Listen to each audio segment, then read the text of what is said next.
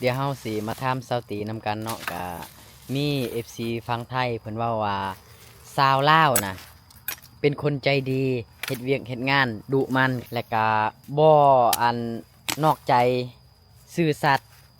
เป็นคนตรงๆแล้วก็งามเป็นคนธรรมชาติอันนี้แม่นอยู่บ่สาวตี ไปบางคน มันเป็นบางคนบ่ แม่น หรือว่าเป็นทุกคนอันนี้นะบ่แม่นสาวลาวที่ดุและก็ขยันและก็แข็งแรงด้วยทุกคน อันนี้คือวิถีชีวิตของสาวลาวแม่นบ่สาวติทุกคน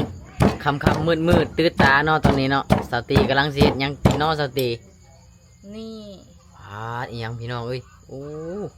ผักบุ้ง แม่น เช่นได้สิผัดผักบุ้งบ่มื้อนี้ แม่น อ่า ผักบุ้งไฟแดง ผัดบุ้งไฟแดง อีหยังเนาะผัดบุ้งไฟแดงทุกคนนี่ ต้องตำแหลกหลายเนาะ กำลังตำบักเพชรเนาะทุกคนเนาะเพื่อนสีพัดผักบุ้งมื้อนี้นะทุกคนพัดผักบุ้งสู่พี่น้องกินเนาะเด้อเรียบร้อยทุกคน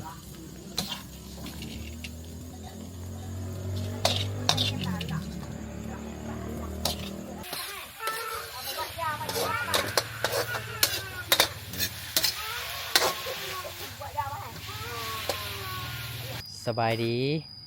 สบายดี สตีสีผ้าทุกคนไปใส่น้อมือนี้ ไปเก็บฟืนข้างหลังนี่เนาะ ไปหาฟืนไม้ยางพารานี่บอก แม่น โอ้ไปหาฟืนไม้ยางพารา รักของเขา ไปหาลักบนนี่ น่ารักและบ่มีฟืน บ่มีฟืนละฮะไปหาลักของเขาเนาะ มีอยู่แต่ว่ามันใกล้อยู่ไห้ อยู่ไฮเนาะ แม่น เพื่อสิแบกมาหอนเฮือนกับไก่เนาะ ไกล ส่วนนี้ได้ซะ ตัวนี้บ่ใกล้ ติดบ้านบ่ ติดบ้านนิดนึง อ๋อติดบ้านหน่อยหนึงเนาะครับพูดบ้านของสาวตีกะอยู่ทางพุ่นทุกคนเนาะมื้อนี้นะสาวตีนะสิพาพี่น้องทุกคนไปหาเก็บฟืนยางพารานำกันเด้อทุกคนเด้อบ่มีฟืนดังไฟเพิ่นว่าเก็บไว้หลายๆเนาะบางที่ย่านฝนตกย่านหยังเนาะ แม่น เลยมาเก็บไว้ทุกคน แม่น ทุกคนเฮากะมาเบิ่งวิถีชีวิตสาวตีสาวลาวทุกคนเนาะหาฟืนหาไฟเนาะเพื่อนึ่งข้าวนึ่งน้ำทุกคนเอ้ยนี่เพิ่นว่าสิไปเอาอยู่ไฮของเพิ่นเนาะแต่ว่ามันไกลโพดเนาะทุกคนก็เลยบ่ได้ไปซั่นเนาะแม่นบ่สาวติ แม่นแล้ว อ๋อเลยมาลักอันไม้ฟืนยางพาราเขาเจ้าเนาะ บ่ได้รัก จังได๋มื้อ พอ นี้ แล้ว คอแล้วบ่ พอได้เด้อ คอตอนนี้แล้วเนาะ แม่นได้ยินบ่ เว้าอีกเทื่อดู ขอเด้อ ขอฟืนหน่อยเด้อ ขอฟืนเด้อ ถ้าเขาบ่เห็นนี่ซะ บ่ขอแล้ว ขอแล้วเนาะ เอาเลยเอาเลย เอ๊ะ เอาเลย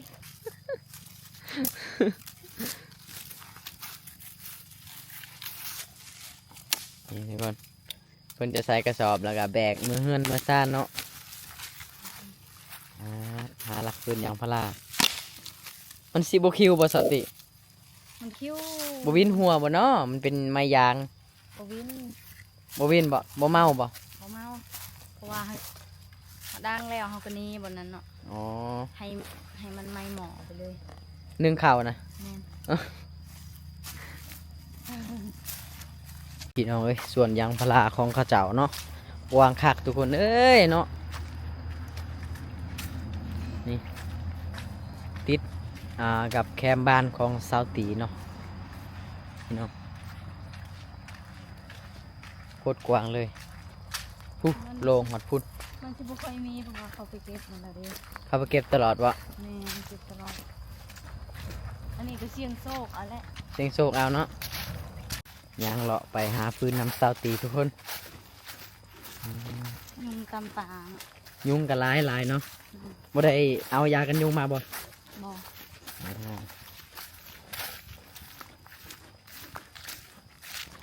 เขากดเลยนะ เบิ่งทุกคนเนาะอู้ยางพาราของเขาเจ้าเนาะได้หลายเติบอยู่ทุกคนเพิ่นหากระขีดไม้นี่แหละเนาะน่าจะเมื่อคืนนี่แหละทุกคนเลยนี่เนาะแต่บ่ฮู้ว่ายางพาราอยู่พังไทยนะเขาซื้อโลจังไดทุกคนเนาะไผฮู้อักแม่นบอกแน่ราคาแพงบ่ทุกคนสาวตี อืม เจ้าคืออันบ่ปลูกยางพารามาขายคือเขาเจ้านี่ มีงบมีเงิน บ่มีงบบ่มีเงิน แม่น แล้วก็จังไดแน่ บ่มีดินบ่มีหยังเลย โอ้เมาง่ายๆคือบ่มีที่ดินเนาะ แม่น โอ้สาวตีบ่มีที่ดินทุกคนก็เลยบ่ได้ปลูกย่างเนาะกันซันมีที่ดินน่ะพอได้ปลูกย่างนี่พอได้ขายเลยเนาะ แม่น นี่สมมุติว่าสาวตีน่ะได้ส่วนอันยางพาราซ้ำนี่น่ะพอได้กินพอได้ใช้เลยเนาะ บ่ได้กิน พอได้ขีดพอได้ใช้เลยทุกคนก็กว้างหลายเติบเนาะพูดหอดลุ่มพุ่นเลยทุกคนเลย ปืนนี่ก็ต้องมีตลอด แมนฟืนก็ได้ใช้อีกเนาะ แม่น ยางพาราก็ได้ขีดได้ขายได้เงินอีก ถือว่ากำไรล้วนๆเลยนี่ บ่มีหอดที่ดินสิเฮ็ดให้เฮ็ดสวนทุกเอ้ยคือว่าง่ายๆอยู่บ้านของชาวตีก็ทุกอย่างลำบากทุกคน มีข้าวกินก็ดีแล้ว อืม บ่พอหยังหลาย ขอแค่มีเขาวกินก็พอบ่ เจ็บบ่ไข้ร่างกายสุขภาพดีนั่นเลย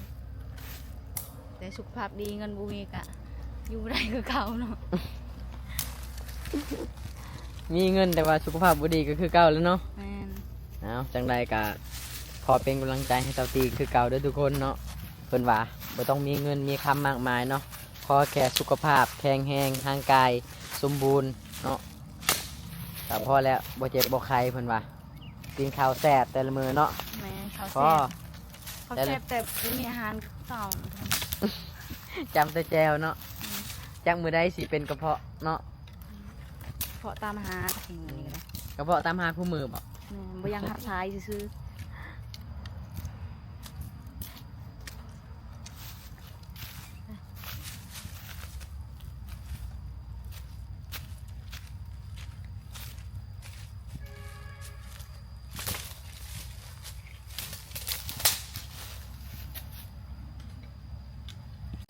เบิ่งเอาทุกคน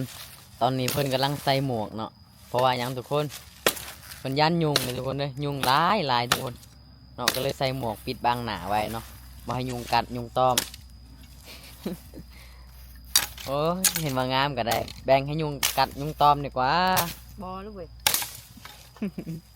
แต่สิเป็นไข่เอาเนาะ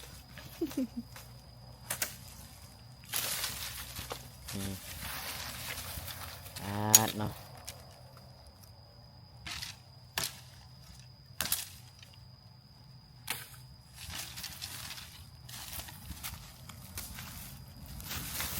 พี่น้องเรากำลังตัดฟืนเนาะเดี๋ยวเฮาสิมาทำเสาตีนำกันเนาะกะมี FC ฟังไทยเพิ่นว่าซาวลาวนะเป็นคนใจดีเฮ็ดเวียกเฮ็ดงานดุมันขยันเพียง และก็บ่อันนอกใจซื่อสัตย์เป็นคนตรงๆ แล้วก็งามเป็นคนธรรมชาติอันนี้แม่นอย่าบ่เสาตีที่ว่าสาวลาวนะเป็นคนใจดีแล้วก็บ่นอกใจแฟนบ่นอกใจผัว แต่บางคน มันเป็นบางคนบ่ แม่น หรือว่าเป็นหมดคู่คนบ่ เป็นบางคน บางคนเนาะอ๋อที่ FC คิดว่าสาวลาวบ่เคยนอกใจแฟนแล้วก็เป็นคนต มั ร ก็ ง มีอยู่ ๆ มันก็มีเนาะ แม่น มีทั้งคนดีและคนบ่ดีเลยเนาะอยู่ในโลกนี้เนาะ ปนตัวเองกันไป แม่นทุกคนเนาะถึงแม่นว่าสาวลาวคนดุคนมันแต่กับบางคนเนาะบางคนก็ขี้ข้านก็มีแหละทุกคนเลยเนาะบ่เฮ็ดเวียกเฮ็ดงานก็มีเนาะ อย่างเช่นชาวตีนี่ก็ขี้ข้านเนาะเพราะว่าจำเป็นตรงเลยดังไฟคู่มือก็เลยต้องไปหาเนาะ ใครเนาะยังมีการรู้สึกเนาะ แม่ ว่าถ้าบ่เฮ็ดก็คือบ่ได้ก็เลยต้องจำเป็นต้องเฮ็ดเนาะอ๋อถ้าเว้าเรื่องขี้ข้านผู้ใดก็ขี้ข้านเหมือนนั่นแหละเนาะแต่ว่าถ้าบ่เฮ็ดก็คือบ่ได้เนาะถ้าบ่ได้ใส่ใจก็คือบ่ได้กินนะทุกคนชาวตีก็เลยต้องสู้นะทุกคน สู้ ฝากถึงแน่ FC คนไทยที่ว่ามักสาวลาวจีบสาวลาวฝากจังไดแน่ ต้องไปหาอย่างเดียวเนาะ ไปหาอย่างเดียวบ่ แมน แล้วก็อย่าคิดว่าสาวลาวเป็นคนอัน จะดีร้าย ใจดีร้ายแล้วก็ตรงๆเนาะบางคนก็ดุแน่บางคนก็ขี้ข้านเนาะแม่นบ่บ่แม่นว่าสิใจดีทุกคนแล้วก็งามหมดทุกคนเนาะบางทีเบิ่งหน้างามแต่ใจบ่งามก็มีทุกคนเนาะถ้าสิจีบกับคนเบิ่งดีๆก่อนเนาะคนในอันโลกนี้ก็สิมีทั้งคนดีและคนร้ายทุกคนจำไว้เนาะแล้วก็ยังมี FC ถามหลายๆคนว่าสาวลาวแม่นจีบง่ายบ่จีบง่ายบ่สติ บางคนก็ง่ายบางคนก็บ่ง่ายเนาะ อ๋อจีบสาวลาว มันต้องมีหยังแหน่ก่อนสิจีบสาวลาวนี่ มีมีเงินเนาะทุกคน ใส่เปย์อย่างเดียวบ่ มีเงินแล้วก็ใช้ใจเนาะทุกคน อ๋อมีเงินแล้วก็ใส่ใจ เสมอต้นเสมอปลายเนาะ เสมอต้นเสมอปลาย สำนั้นแหละ อ๋อว่าง่ายๆก็คือพ่อเลี้ยงเขาเจ้าได้อะเนาะ แม่น อื เพราะว่าอยู่ ม ชาวอยู่แถวชนบทนี่แบบ เขาต้องอยากหาคนที่พึ่งพาได้เนาะ อ๋ออยากหาคนที่พึ่งพาได้เนาะเพราะว่าเขาเจ้าทุกข์ยากแล้วเนาะถ้าเกิดว่าผู้ใดมักกะพาเพิ่นไปมองที่แบบสบายๆเลยนะไม่ต้องเห็นอย่างหนักนะ นี่คือว่าความจริงเลยเนาะ เป็นว่าความจริงเนาะ อันนี้ว่าความจริงเลยเด้อพี่น้องเนาะคือสาวลาวนะว่าง่ายๆถ้าไปจีบเพิ่นกะหมายถึงว่าคนที่แบบพึ่งพาได้นะทุกคนไปจีบไปมักเขาแล้วล่ะกะพาเพิ่นไปเฮ็ดนั่นเฮ็ดนี่นะพอมีเวียกเฮ็ดอีหยังก็ได้เฮ็ดไปนำกันสู้ไปนำกันจังซี่แหละทุกคนเนาะที่แบบเขาบ่อึดบ่อยากก็พอแล้วสำนี้เนาะแม่นบ่ถ้าเอานำกันแล้วก็ยังอึดข้าวอึดน้ำอยู่โอ้ยก็สู้ไผสู้มันได้อสันเนาะ คือชาวตีเนี่ยกะอีกอย่างเนาะ ยังอึดยังอยากเนาะ แม่น บ่ได้แบบนี้ทุกคน ชาวตีปะเท่านั้นเนาะ ทุกคนเลยยุงโคตรลายเลยเนาะลายคักลายแน่อีหลีพูดมันอยู่แถวอันนี้เนาะกระบวยกระใสยางพารานี่เนาะทุกคนเนาะนี่ยุงก็เลยมีหลายเนาะอยู่ในนี้ทุกคนเดี๋ยวเบาละเอกนะสีพาทุกคนนะไปแบกฟืนเนาะหาฟืนมาเก็บซอยเสาตีด้วยทุกคนเด้วย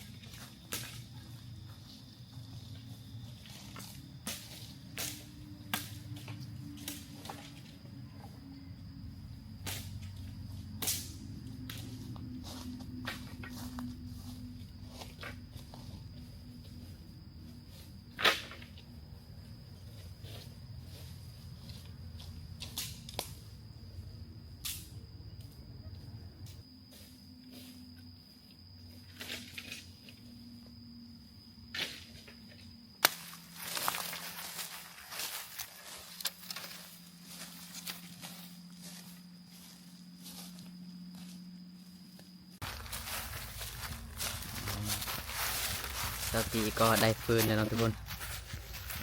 ต้องแบกมาต้องไปใส่กระสอบแล้วก็แบกเมื่อทุกคนเอ้ยนี่เพิ่งจะเสียบเนาะให้มันแน่นแล้วก็ได้ลายเนาะเพิ่งจะต้องจัดวางให้มันเป็นระเบียบดีเนาะจังสิได้ลายฟืนนะทุกคน เอาให้มันคุ้ม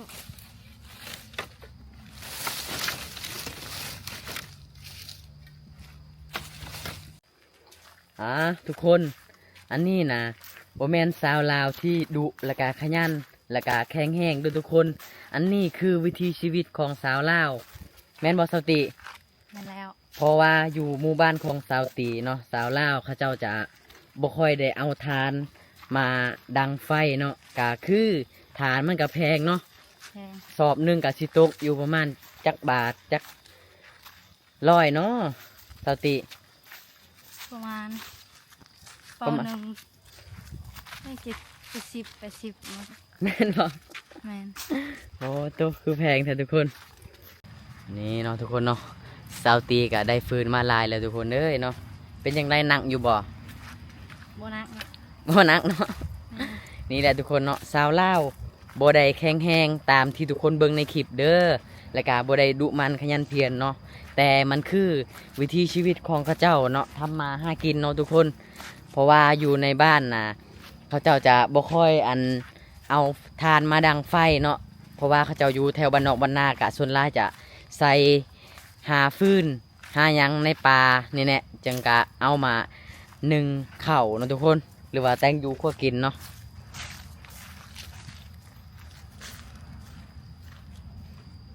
ทุกคนเพื่อสิแบกมาหอดเฮือนกะพอแห้งไล่เติบเนาะ วางเกือบสิหักเนาะใส่ปีก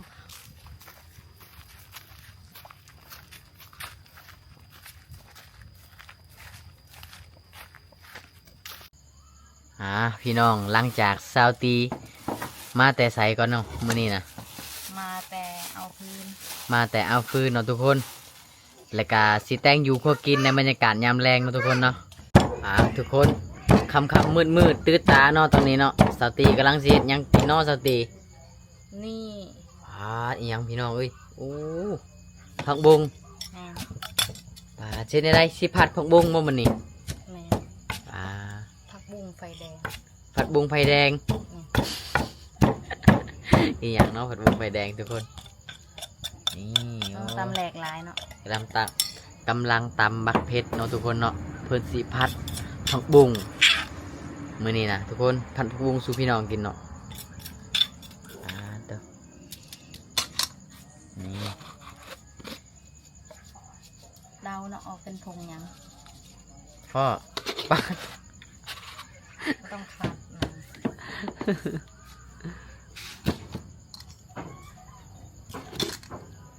แสบๆนัวๆอีกแล้วบาดนี้เนาะนี่เพิ่นสีพัดไข่ทุกคนพัดไข่ใส่ผักบุ้งเนาะ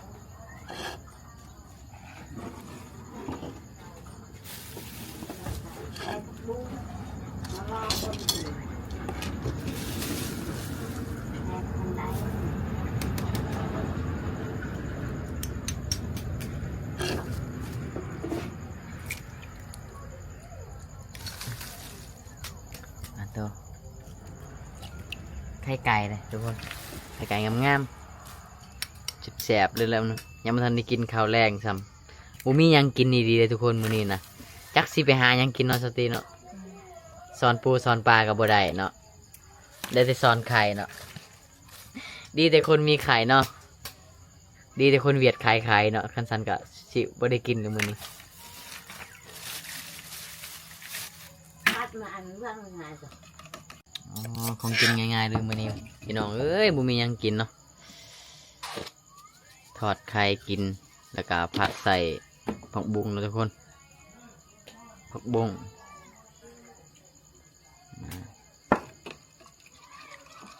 เป็นขาวๆนี่อันนั้นเนาะน้ำตาล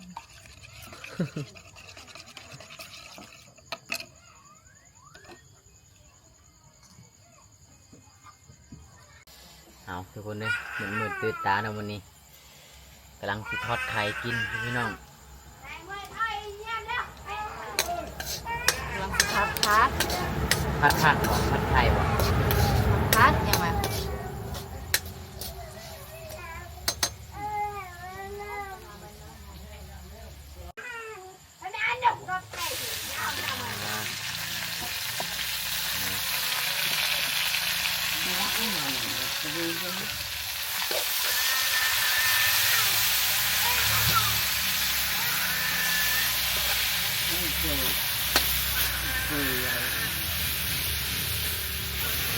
อ่าง่ายๆเนาะทุกคนเนาะวันนี้เนาะ เน้นเป็นนัวอย่างเดียวเนาะจะเน้นอย่างไรเนาะ ว่าจังไดก็ ว่าเน้นเป็นนัวหลาย เน้นเป็นนัวอย่างเดียวทำแสบๆนัวๆเนาะอันอื่นบ่แสบยาคันยังฮู้ว่าแสบหลายก็ต้องใส่หลายเนาะ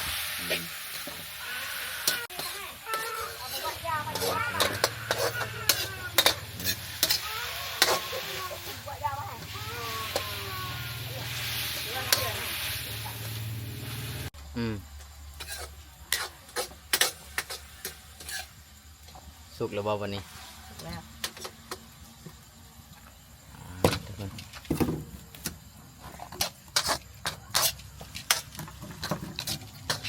ดู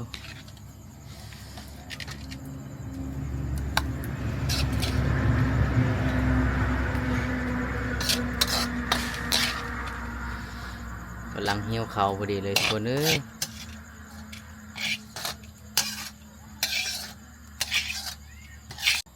ทุกคน นี่เสร็จแล้วเมนูหนึ่งเนาะทุกคน จัดไปเมนูซองอีกอย่างเนาะบัดนี้ ไข่ ทอดไข่เนาะบัดนี้เนาะทอดผักแล้วก็ทอดไข่เนาะทุกคนสาเหตุที่บ่ได้ทอดนำกันก็คือเด็กน้อยบ่มักกินผักเขาจะกินก็เลยถอดแยกกันนะทุกคนลุยต่ออีกหนึ่งผลงานทุกคนเลย น้ำมัน นะ หิวข้าวก็อดเอาเด้อทุกคนอีกประมาณ2 วินาที เร็วเกินไปบ่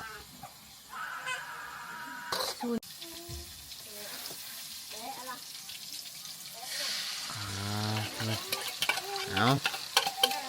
สิเป็นยังไงวันนี้เนาะมันสิเป็นบ่หรือบ่เป็น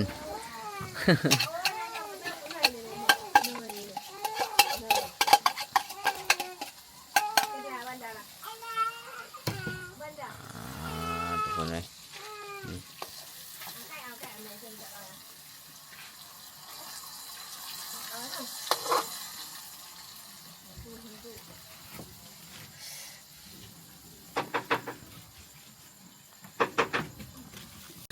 พี่น้อง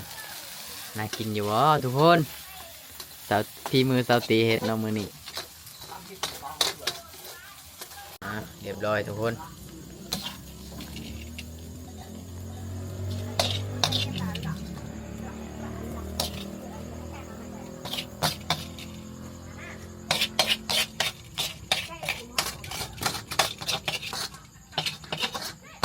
เอาทุงเนาะ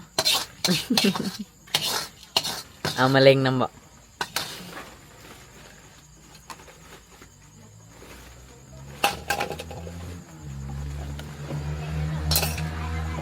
เสร็จเป็นที่เรียบร้อยทุกคนตอนนี้กะของกินของอยากกะสุกเป็นที่เรียบร้อยเลยเนาะครัวผักแล้วก็ครัวไข่เนาะทุกคนเนาะนี่แหละวิถีชีวิตบ้านนอกบ้านนาเนาะกะกินแบบง่ายๆจริงๆแหละกินอิ่มท้องแล้วก็พากันนอนพักผ่อนเอาแห้งเอาเหือเอาแห้งแล้วก็จังคอยสู้เวียกงานต่อทุกคนมาพี่น้องกินข้าวกินน้ำนำกันเด้อพี่น้องต้องไปบุสุคูสุคนเนาะสุมองสุบอลอยู่ใ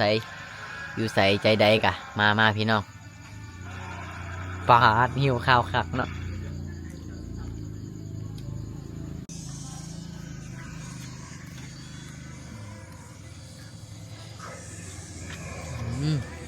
แบบพี่น้อง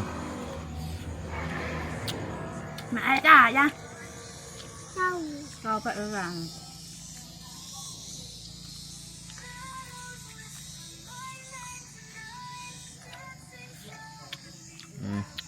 ตัวผักครับแต่มือนั้นปลาตัว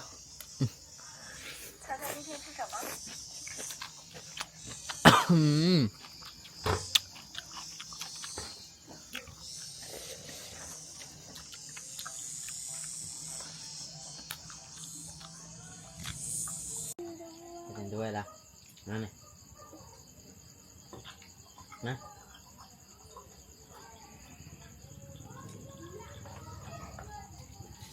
มาพี่น้องเอ้ยแสบหลายเนาะตัวผัก